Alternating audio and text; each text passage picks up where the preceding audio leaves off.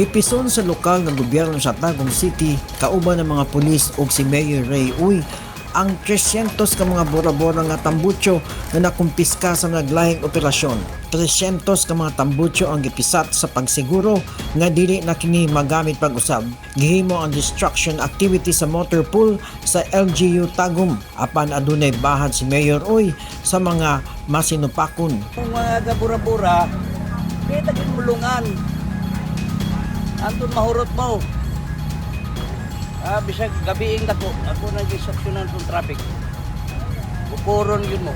Subay sa Republic Act 4136 kun ang Land Transportation and Traffic Code, gidili ang paggamit og bora-bora nga tambutso isip suporta sa Republic Act 8749 kun ang Clear Air Act sa tinguha nga makunhuran ang carbon emission og noise pollution. Daghana ang reklamo batok bora-bora nga tambutso kay dako kining disturbo hilabi na sa mga kagabion o sa oras nga tingkatulog.